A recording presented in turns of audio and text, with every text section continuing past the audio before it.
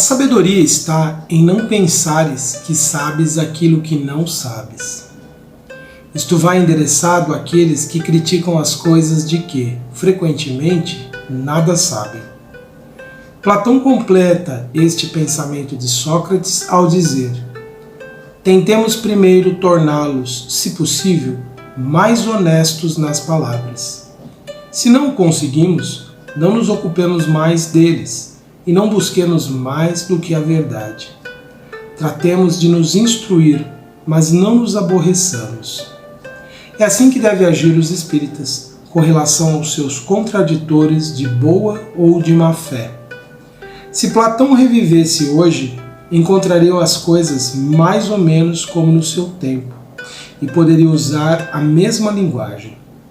Sócrates também encontraria quem zombasse de sua crença nos espíritos e o tratasse de louco, assim como ao seu discípulo Platão. Por haver professado esses princípios, Sócrates foi primeiro ridicularizado, depois acusado de impiedade e condenado a beber cicuta. Tanto é certo que as grandes verdades novas, levantando contra elas os interesses e os preconceitos que ferem, não podem ser estabelecidas sem luta e sem mártires. Olá, amigos do canal Espiritualidade. Chegamos ao último item do resumo da doutrina de Sócrates e Platão, que Allan Kardec apresentou na introdução do Evangelho segundo o Espiritismo.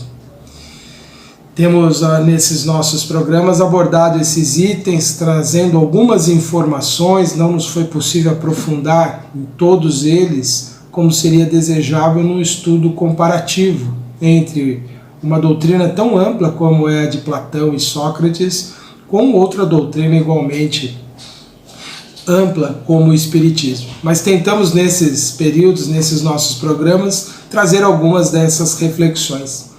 E este último item nos traz, sobretudo, a indicação, que é dada aqui nessa síntese que Kardec fez, de que nós não devemos muitas vezes nos preocupar tanto em convencer as pessoas.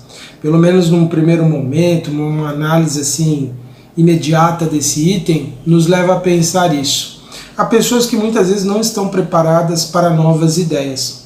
Por mais que se lhes apresente, por mais que se lhes indique uma nova forma de encarar, de interpretar fatos e fenômenos da vida, a pessoa continua presa àquele sistema que a levou a acreditar até uma certa época naquilo que ela acredita ou admitir as coisas como elas admitem. Aqui há a recomendação, então, de Sócrates, fundamental, que é o que fez ser uma das pessoas mais sábias de todos os tempos. Era reconhecer-se sempre necessitado de aprender.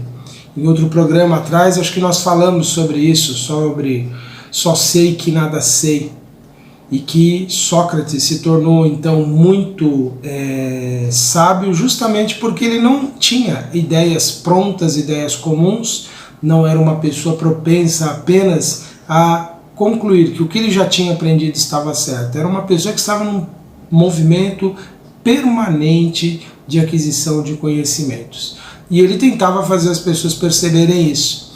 E por isso mesmo ele se tornou uma pessoa indesejável, porque muitas vezes nesses diálogos que ele estabelecia com as pessoas, tentando extrair delas que tipo de conhecimento elas tinham, ele acabava criando nessas pessoas alguma indisposição em relação a eles.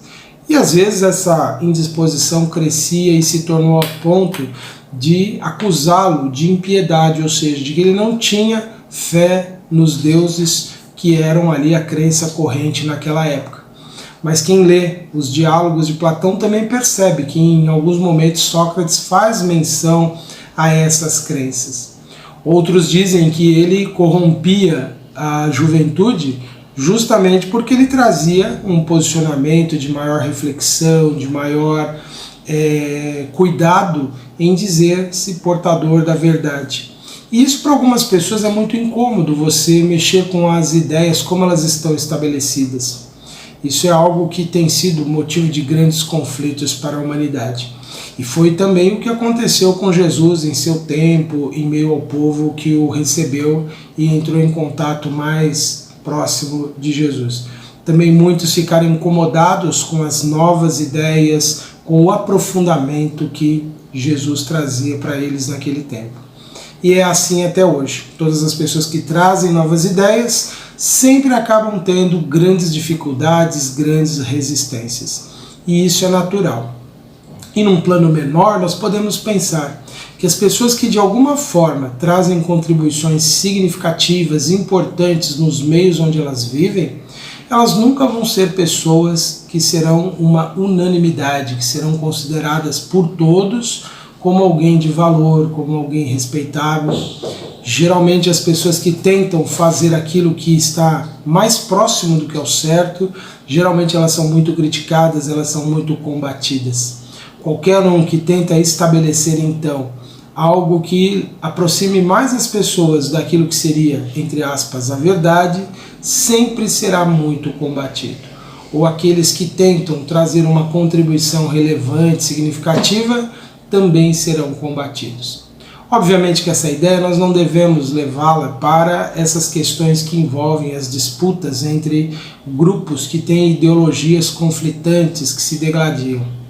O fato é que as pessoas que realmente contribuem para o progresso sempre enfrentam grandes resistências, sempre enfrentam grandes dificuldades. Mas a recomendação aqui que Kardec trouxe, que seria o complemento do que Platão fez ao pensamento de Kardec, também nos ajuda a pensarmos como as pessoas que produzem mudanças deveriam agir. Ele disse assim, olha, tentemos primeiro torná-los, se possível, mais honestos nas palavras, ou seja, levar as pessoas a serem verdadeiras ali, a exprimirem realmente o que elas pensam e sentem, não aquilo que elas acham que têm que expressar e dizer para serem agradáveis no seu meio. Se não conseguirmos, então se a gente não consegue das pessoas essa sinceridade, essa verdade, não nos ocupemos mais deles e não busquemos mais do que a verdade. Então ele coloca isso, que nós não devemos de fato nos preocupar em agradar as pessoas, em convencer ninguém, em estabelecer definitivamente nenhuma verdade para aqueles que não querem entendê-las. Mesmo porque nós mesmos, por nossa vez, podemos estar neste processo de ainda adquirir essa compreensão maior, de entender as questões da vida sob outros ângulos. Mas de alguma forma, todos que são portadores então de ideias marcantes não devem tanto se importar com as opiniões das outras pessoas. Não devem tanto ficar querendo convencer ou ter reconhecimento. Nós observamos nos nossos dias que geralmente as pessoas que são unanimidade, pessoas que possuem grandes números de seguidores em redes sociais, pessoas que muitas vezes têm uma projeção muito grande na sociedade, o tem por fatores que muitas vezes são discutíveis do ponto de vista ético, ou porque elas oferecem como conteúdo que vai ser consumido pelas pessoas exatamente aquilo que elas estão buscando. Ideias fantasiosas que alimentem as suas fantasias, as suas inseguranças, que deem a elas algo que é o que elas estão buscando. Daí então serem unanimidade. É muito difícil a gente encontrar alguém que, ofertando algo realmente sólido, profundo para o espírito, será uma unanimidade. Mas aqueles que não buscam essa notoriedade ou essa projeção na sociedade, devem procurar a sua busca ou devem manter a sua busca permanente pela verdade. Aliás, todos nós estamos nessa longa trajetória de entendermos realmente o grande e profundo significado da nossa existência. Essa é a busca da verdade. Para nós espíritas, a busca dessa verdade se passa pela compreensão que nós buscamos dos ensinamentos dos espíritos, que nos descortinam uma visão da vida que vai além dos limites da matéria e abrange a vida espiritual. Então, busquemos nós, periodicamente, através do estudo, através da reflexão, através da busca permanente do aprimoramento do nosso conhecimento, conhecermos cada vez mais esses princípios e não termos medo de confrontá-los, de analisá-los, de compará-los com o conhecimento que é produzido aqui na Terra. Aliás, nessa busca nós vamos identificando muitos pontos em comum e isso vai nos mostrando que, de alguma forma, todas as pessoas que realizam essa busca da verdade, não importa sob que rótulo, da filosofia, da religião, de que denominação seja, elas sempre acabam encontrando pontos em comum. Porque todos que são sinceros, em algum momento dessa busca, tocam a verdade, que parte, segundo as ideias de Sócrates e principalmente de Platão, desse mundo das ideias, desse mundo que precede ao mundo das formas, que é o mundo onde nós vivemos. Então, de alguma forma, todos os que são sinceros nessa busca encontram pontos em comum nas suas ideias, nas suas crenças, ou pelo menos no seu modo de agir mais ético, mais fundamentado no respeito aos indivíduos, às pessoas, a uma atitude mais pacífica, mais de diálogo, de aproximação, do que de separação e divisão. Aliás, quando nós observamos que as ideias provocam divisões, elas são ideias que se afastam desse modelo do mundo das ideias, desse modelo primordial que Platão apresenta e que para nós em muitos momentos vamos identificar como sendo o mundo espiritual superior. É de lá que procedem princípios de união, de aproximação, de fortalecer os grupos, de fazer as pessoas progredirem coletivamente e nunca isoladamente. Toda ideia que leva os indivíduos a se enfrentarem, a se combaterem, a se digladiarem desrespeitosamente, violentamente, usando de meios antiéticos, todas elas são contrárias a essa grande matriz da verdade que não reside aqui no mundo material. Que Platão, ao seu tempo, chegou na concepção do mundo das ideias, para nós espíritas, o mundo espiritual superior. Essa grande realidade não propõe que nós briguemos, que nós lutemos, mas sim que nós difundamos as ideias, os conhecimentos, que levemos reflexões, mas sobretudo que isso sirva para nós, para sermos mais íntegros, mais éticos, mais amorosos, mais caridosos uns para com os outros. E aqui então conclui Kardec dizendo que Sócrates não foi o primeiro a ser ridicularizado. E todas as pessoas que durante a história toda da humanidade trouxeram esses conhecimentos libertadores foram inicialmente ou ridicularizados ou perseguidos. E foram muitas vezes sentenciados à morte, como foi o caso de Sócrates, que foi obrigado a beber a cicuta, né? Uma solução ali preparada com uma planta muito comum naquela região do planeta, altamente tóxica. Muitos perguntam por que Sócrates aceitou morrer, né? Ele, como um espírito missionário e conhecedor profundo de uma realidade que transcendia a vida material, ele pôde deixar-se morrer dessa forma. Se ele fugisse, como propuseram uma vez para ele, se ele usasse de outros meios para se isentar, ele estaria fazendo um reconhecimento do quanto as ideias dele eram pequenas, o quanto essas ideias eram, então, passíveis de serem deixadas de lado. Ao aceitar a pena que foi imposta a ele atesta ali o quanto as ideias que ele era portador eram verdadeiras, o quanto elas eram válidas para ele. E isso certamente impactou de uma forma muito positiva aqueles que o conheceram, os seus discípulos, e isso de alguma forma repercutiu e é o que permite o pensamento dele chegar até nós hoje, porque são ideias que prevaleceram da dos seus contraditores. Nós lembramos facilmente de Sócrates, mas não lembramos com frequência daqueles que foram seus rivais. Estão lá os seus nomes nos diálogos de Platão, mas a figura de Sócrates se sobressai entre todos eles e é dele que nós concluímos, pelo menos provisoriamente aqui no nosso programa, a reflexão sobre esses princípios. Nós iremos, a partir dos próximos episódios, abordar, sob o ponto de vista aqui atual nosso, alguns dos capítulos de O Evangelho segundo o Espiritismo, fazendo ali a sua relação com a nossa experiência, com a nossa vivência diária. Neste momento agora eu gostaria de convidá-los mais uma vez para o nosso momento de prece, de oração, em que podemos elevar o nosso pensamento a Deus, a inteligência suprema, a causa primeira de todas as coisas. Aquele ser que a tudo deu origem e que aprendemos que está presente em toda a sua criação. Portanto, neste instante, podemos nos sentir na presença de Deus e rogar ao Pai que nos dê a força para vencermos desafios, impedimentos de nossas vidas.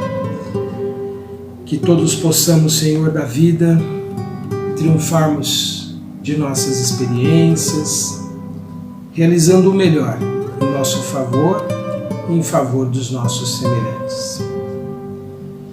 Nós pedimos, Pai, que possamos continuar tendo a força, a determinação para prosseguirmos em nossa jornada, com fé, com confiança e com determinação. E que todos os espíritos que evoluem neste planeta, Senhor, sejam eles encarnados e desencarnados, possam encontrar o estímulo, a força para prosseguir em suas jornadas, avançando em direção a um ideal de vida superior, pautado pelo bem, pela ética, pelos princípios do amor, da caridade, a se expressarem em suas ações, em suas palavras e pensamentos. Nós pedimos, Senhor, que nesta fase tão decisiva da história da humanidade, possamos todos nós, Senhor, vencermos as provas da vida, com fé, com paciência e com resignação. Que os nossos irmãos que se encontram desalentados, cansados e abatidos possam encontrar sempre o amparo, o auxílio de que necessitam. E com o coração grato por tudo que temos recebido, Senhor, nós desejamos que a paz, a harmonia, o equilíbrio possa se fazer na vida de todos os nossos amigos, todos os nossos ouvintes, que possam ser beneficiados, Senhor, pela presença amorosa dos Espíritos amigos, que a todos desejam instruir, através das ideias que já nos chegaram por meio da literatura espírita, mas que igualmente desejam nos inspirar sempre à prática do bem, a encontrarmos em nossas vidas sempre as oportunidades de elevação e crescimento. Obrigado por tudo, Senhor, que assim seja. Meus amigos, estas foram as nossas reflexões para este momento. Continue acompanhando a nossa programação aqui no canal Espiritualidade, o nosso programa Ponto de Vista.